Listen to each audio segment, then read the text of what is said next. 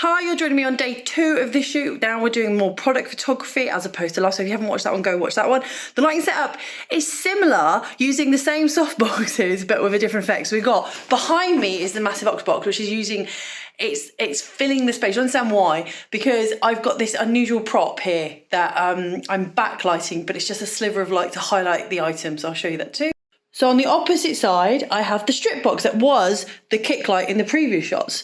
So what we're actually doing and how I've styled the shoot is quite ingenious, I think, anyway, for me.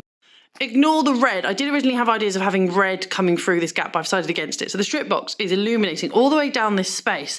And if you look, it creates this lovely sort of styled choice here that fits in with the keeping of the objects. Here we go.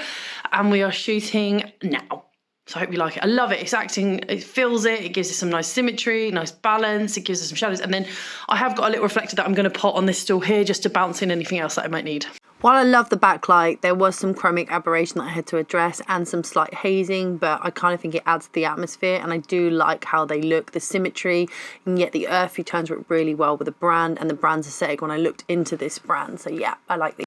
Just wanted to show you this setup. So this is all black. Obviously the wood isn't that reflective. It's very dusty. You can see a bit of dust here. But what happens is this has got like a matte kind of sheen to it. It's weird to explain that. So the light behind is filtering through here and giving a backlight to the product. And then what's behind me is giving us this sheen. But the box is allowing there to be, if you like, V-flat either side of the product. So it's just a wonderful way to style the products. Well, I think anyway. With matte products, make sure you handle them with care because they can mark quite easily and the highlights can be skewed. So one of the final images is a bit more storytelling, which is tools of the trade. Kind of the same palette tone, this goldy hue. This is quite reflective and I'm worried that this is going to come out yellow, so I'm going to have to shoot one underexposed just to see if I have to do a colour correction on it. But yeah, look at that. It looks cool from behind. Look at that. It's cute, right? This, by the way, is just a Phipps Brewery old bottle thing. So yeah, there we go. I hope you like, subscribe and hit that bell button, and I'll see you all in the next video. Thank you for watching ever so much. Bye.